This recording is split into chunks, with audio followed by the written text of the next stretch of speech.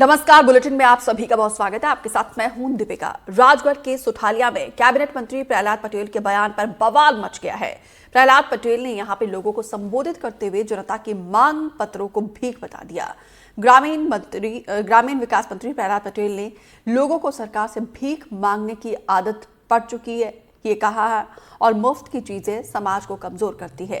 नेता आते हैं, उन्हें एक टोकरी भरकर मांग पत्र पकड़ा दिया जाता है। ये अच्छी आदत नहीं है, लेकिन बजाय देने का मानस बनाए। प्रहलाद पटेल यहाँ पे वीरांगना रानी अवंतीबाई लोधी की प्रतिमा का अनावरण करने के लिए पहुंचे थे।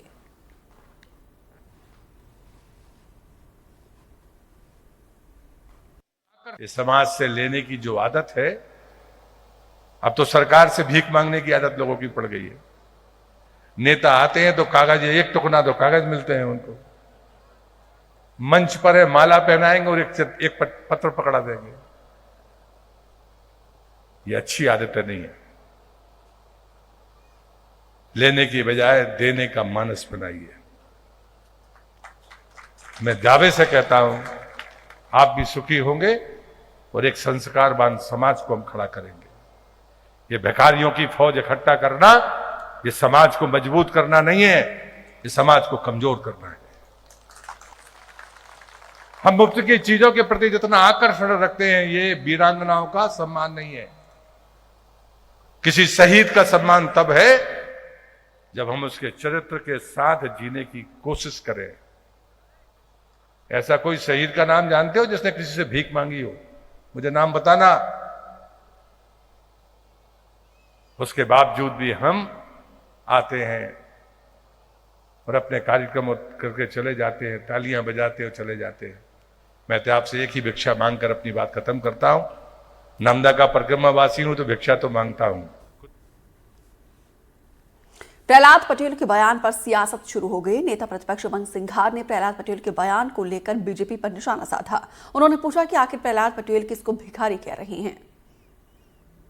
कैबिनेट मंत्री प्रहलाद पटेल के बयान पर कई तरीके के सवाल खड़े हो रहे हैं। मेरे साथ मध्य प्रदेश विधानसभा के नेता प्रतिपक्ष उमंग सिंघार मौजूद हैं। सर, प्रहलाद पटेल केंद्रीय मंत्री भी रह चुके हैं, फिलहाल मध्य प्रदेश सरकार में कैबिनेट मंत्री। वो कह रहे हैं कि जनता को भीख मांगने की आदत पड़ गई है, भिखारियों की फौज खड़ी करना ये ठीक बात नहीं है। आप कैसे देखते हैं इस बयान को? देखिए, इसके पहले शिवराज जी ने भी बयान दिया है कि वोट के लिए हमें योजनाओं बनाना पड़ती है, चाहे लाडली बहना हो, ताकि हम चुनाव जीत सके।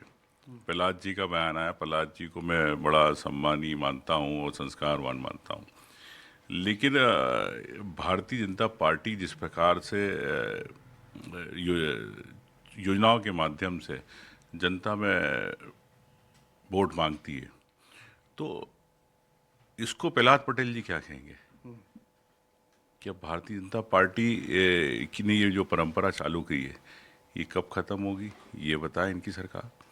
और निश्चित तौर से मानता हूँ कि प्रदेश के हर युवा या आम व्यक्ति को आपको कैसे आत्मनिर्भर बनाना, स्वावलंबन कैसा रहे, उस पर विचार होना चाहिए।